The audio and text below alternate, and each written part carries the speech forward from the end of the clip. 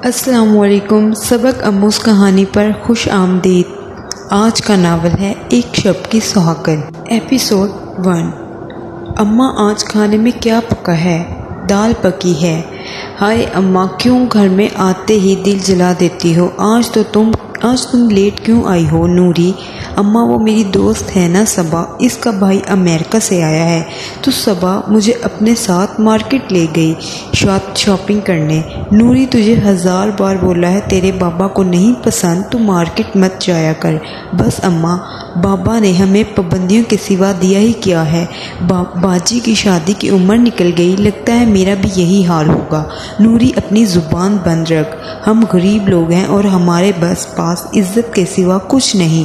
بس اماں، میں کسی غریب سے شادی نہیں کروں گی۔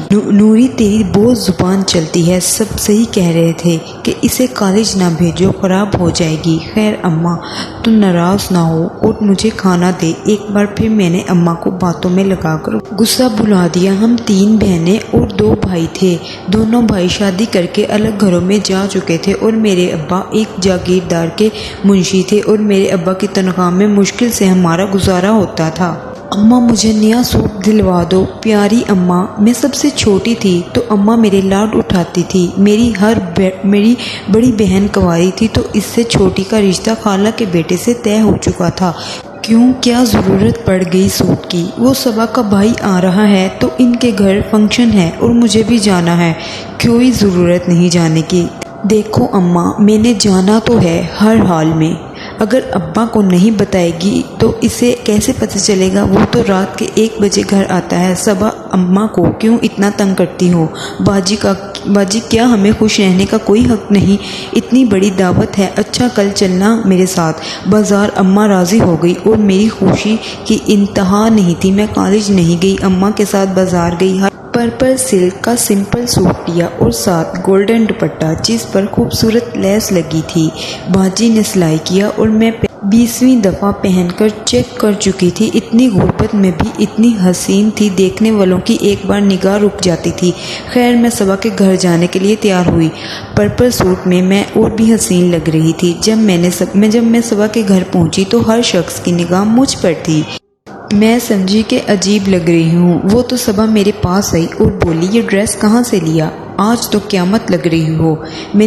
میں شکریہ کہہ کر بیٹھ گئی۔ صبا نے کہا، اٹھو اور سارے انتظامات دیکھو، بھائی آنے والے ہیں۔ کیوں آئے نہیں ابھی تک؟ نہیں، آ چکے ہیں، اندر ہیں۔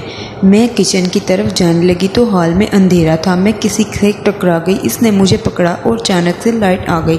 سامنے ایک خوبصورت جوان تھا جو میری طرف دیکھی جا رہا تھا۔ میں بولی، کون ہو تم؟ او سوری، میں شرجیل، ابھی امریکہ سے آیا ہوں۔ او تو آپ ہیں صبا کے بھائی؟ جی۔ اور آپ؟ میں صبا کی کالج فرینڈ۔ اچھا تو آپ نوری ہیں؟